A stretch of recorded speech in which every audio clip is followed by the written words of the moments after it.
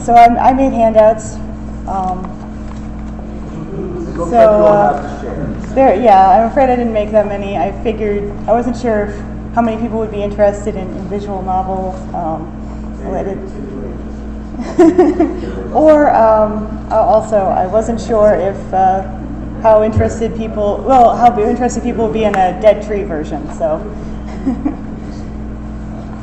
I'm pretty sure we're going to post most of this stuff up anyway later. So okay, so I'd just like to say, a year ago I would never have imagined that I would be talking about speaking in this space about games to everyone here, because I actually wasn't really a game developer. I didn't develop my first real game until February of last year.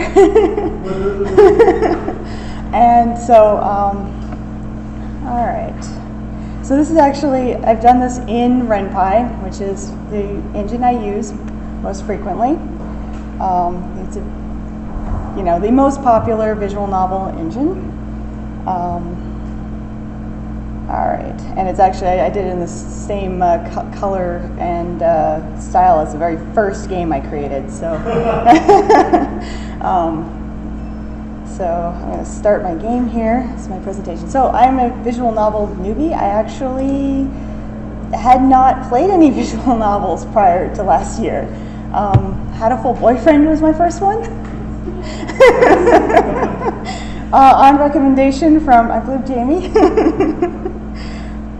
All right, so I wanted to write games.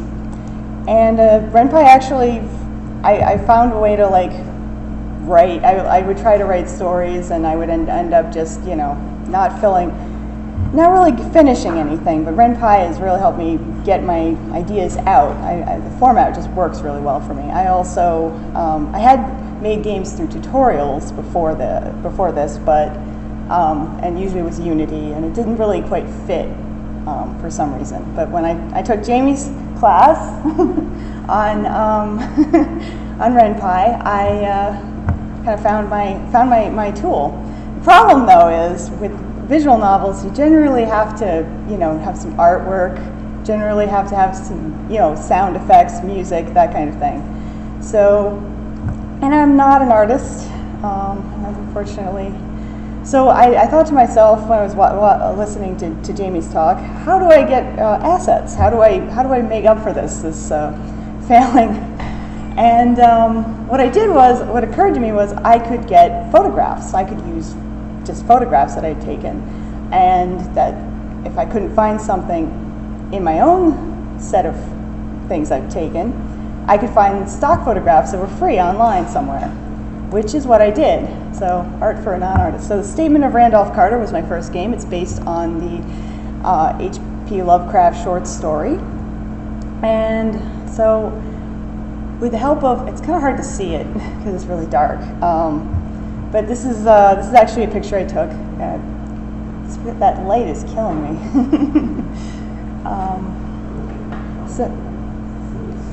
The street lamp, yeah. Some of it is, yeah. You're right. I think it is actually. Oh well, this isn't quite having the impact the trouble is, it's an H.P. Lovecraft story, so it kind of needs. Yeah, I don't know if that's going to do much, actually. Sorry. Thank you for trying. It's also a really dark photo. It is. Well, the thing is, I made it dark. I actually took this during the day, and then I took it during the day, and then I was like, okay, I need a nighttime photo. So I found a tutorial on YouTube, a couple of them actually, and threw it into GIMP and used the tutorials. And I really found that there are a lot of good tutorials on how to change your photographs, how to edit them, and so I really like GIMP. It's not always the easiest to use, but I really do like it. So it's unfortunately you can't see the road, but okay. So, and you can't see this picture either. So this is a picture. So I started out with pictures from my own set. I took a picture at a cemetery, And then I took a stock photograph off of one of my favorite sites to get stock photography from, Morgue File. It sounds really funny, and it's actually it's got all different kinds of pictures. So the usage is you can basically, as long as you don't take it and just put it up on a wall and try to misrepresent the fact that you took this photograph yourself, you can use it in whatever kind of format you want. You can double check me on that. I always think it's good to double check, but I've been doing that, and I haven't gotten any. I don't know if anyone's noticed my work enough, but okay. So, and this was GIMP. This is actually this little light source thing, and what you have here is this sort of archway, and it's supposed to be like a cemetery, and they've dug it out, and they're going in, and this is the light. This is actually generated in GIMP. It was one of the lighting effects. Okay, so that maybe, okay, so next I did Wolf Unscripted, which was a story from the standpoint of there was fairy tales from the point of view of the wolf. This is my first on my own game jam. So it was a public domain game jam, where you had to take something from the public domain, and the theme was unscripted. I went very literally with it, but with the name. So here I have this is what it. Well, this is a picture from the game itself, and then I looked at some tutorials on GIMP. Again, this is real, and this is the fairy tale has taken over. So I could kind of made the photograph look like a drawing. And I did that a lot in that game. Okay, so next more recently I tried to make my own artwork. So very abstract kind of imagery, like so sort of background. It's kind of hard to see, but this is sort of blue background. This is from Waiting for Sleep. This is a little sequence I made where you're like, it's about insomnia. This section is from the section called The Hour of the Wolf, which is basically a time when you kind of think of all the mistakes you've made and everything. And this is just, honestly, these are pictures. The text is just on sort of, it's surrounded by, like, I don't quite know what the proper term is, but it's like, it's clear. So, and I have the background, and these just fade in and out. So that's I was initially going to do it as like an animation, but I ended up, this was easier, and it worked a lot better. It was easier to work with. All right. So yeah, too bad. Okay, I swear this is like a really good picture. No, it's very abstract. It's very, once again, I used photographs in this one when I wasn't doing just a pure kind of blue abstract background. Just made things blurry. All right, so next, more recently, I've been attempting to make other artwork. So I don't know how many people have follow visual novels and visual novel artwork and how they're being created these days. Nope. Oh. So basically, one of the things I noticed actually at the visual novel conference I went to this past weekend, there was some discussion of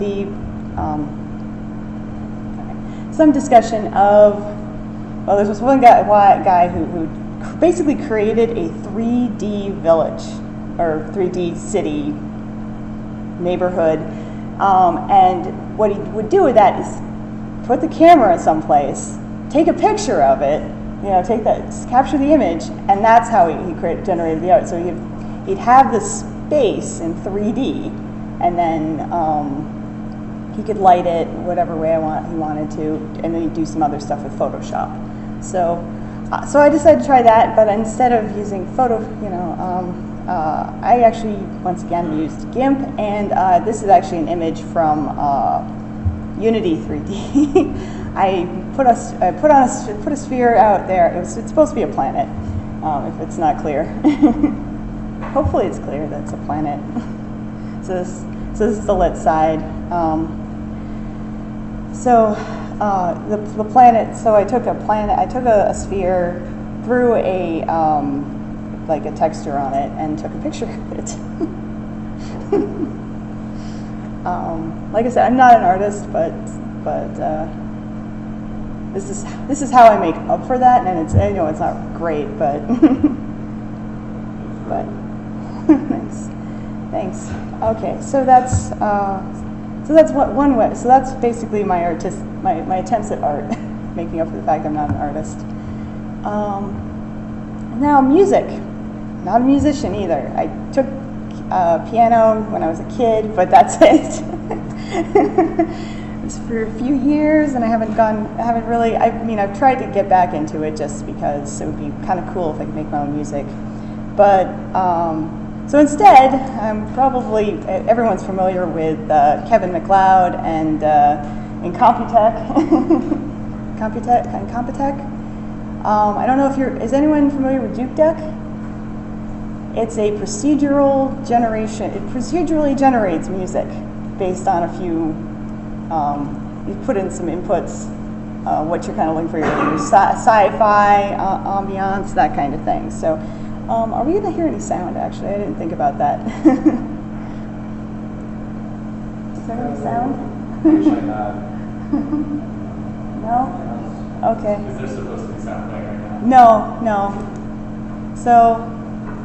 Let's see. No, there would be music playing right now. So this is actually, this would be, for Wolf Unscripted, I used a Kevin MacLeod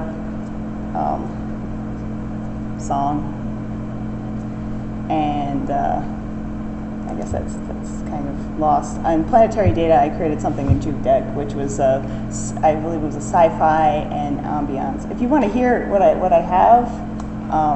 You can hear after the talk, I guess. It's on my computer. So that's what I did. And you just basically, the only thing Juke Deck asks is that you basically just mention, hey, I made this with using Juke Deck. So, okay, so this one's not going to work. Sound effects. Freesound.org. Yeah. So if you could hear what this was going to sound like, it would be a bunch of chirping, crickets and frogs, lots of frogs, because Randolph Carter takes place near a swamp, like in Florida, or possibly. It's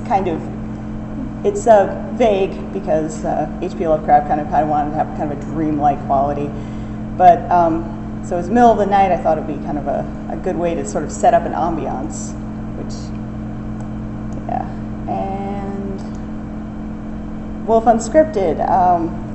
I forget which one I did, but anyone who's played one of my games, your free sound is where I got the sheep sound effect. Also, if you get the second good ending, where you actually, or not second good ending, the most common good ending, and from what I can see, you'll hear the little wolf cubs getting to eat, and it's from a little puppy eating a carrot. But I thought it really fit. Okay, so all right, this part's, I'll just go very quickly. There are different game engines. Some of them you can play in the browser. The only one I've really worked with is Fungus. Fungus is actually, it's something you add on to Unity, so it's available for free in the Unity Asset Store. So I've used that for Let's Play Simulator and Class Notes. Let's Play Simulator is actually not something that's completed yet, so it's not been released. And Class Notes is what we did for Let 'Em Dare. That was if you played our class notes from Let 'Em Dare, the part where the sort of the text and you get to make choices, that's Fungus. It's very similar. It doesn't always. It's kind of tricky getting it to work well with the rest of Unity if you're trying to transition between different types of game styles. All right. So, if you have any questions, feel free to let me know.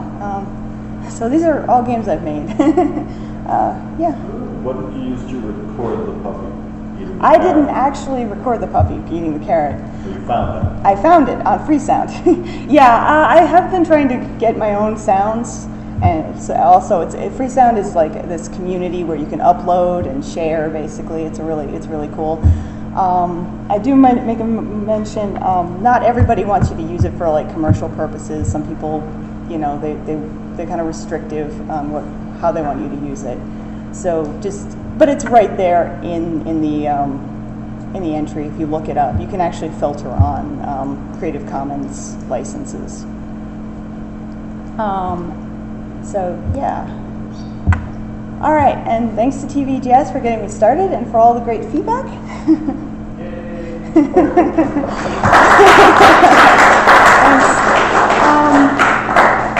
I do want to mention one thing real quickly. I always found it very helpful when I was trying to find assets, if people mentioned what assets they use in making a game. So if you do find a good one, mention it somewhere, like in Let 'em Dare. Usually people in the text will mention we use this for music, or we use that for the artwork. So, and I try to do that as much as possible. So if you like play any of my games and you like it, you can look at the credits actually, and it's listed out where you can get it, even if it's public domain. Okay, I'm done now. Thanks, Frederika. All right. Yay. Thank you for having me.